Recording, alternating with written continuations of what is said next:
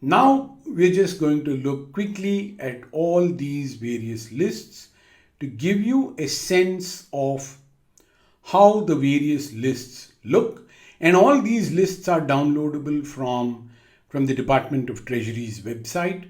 So I'm not going to waste your time but I'm going to point out some of the interesting things over here.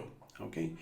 So, for example, this here is a list under the National Emergencies Act. And look, the very first one, blocking Iranian government property from November 14th, 1979.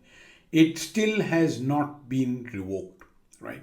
Now, when we look at Iran, I will share with you the history because as I shared in the framework slide, every sanction action, every sanctions trigger is in a particular political, economic, or social context or a particular event.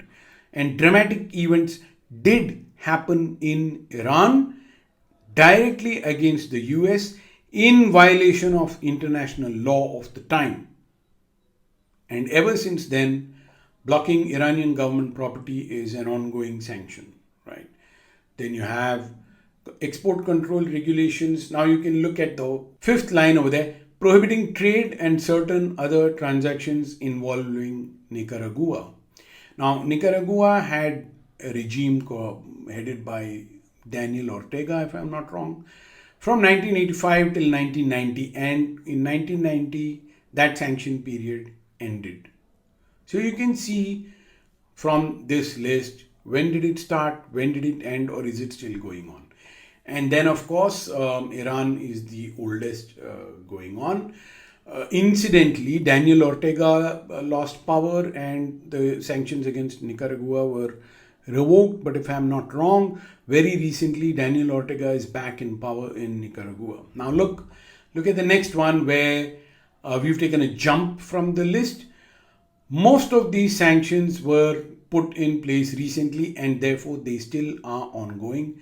So it would be fair to assume that the US policy goals of imposing those sanctions were not met, right?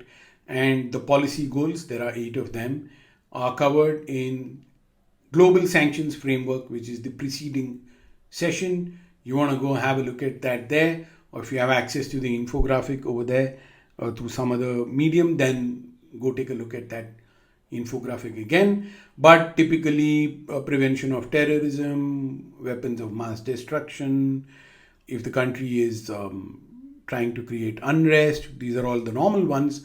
And then the controversial one of seeking political change in the targeted country.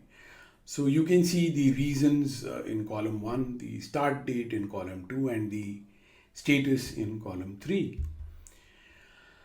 Mali, the first item on the current screen, is in sub-Saharan Africa, Sahel, a direct fallout of the dismantling of the Muammar Gaddafi regime. All the arms and ammunition that Gaddafi had stockpiled flowed out together with his military men all across North Africa, so that we have instability in Mali, we have in northern Nigeria the Boko Haram. These are all directly triggered by the events in Libya. So yes, you have that then in Mali because Mali is an ongoing civil war till very recently. Once Russia-Ukraine happened, everyone upped and left Mali and headed back to Europe.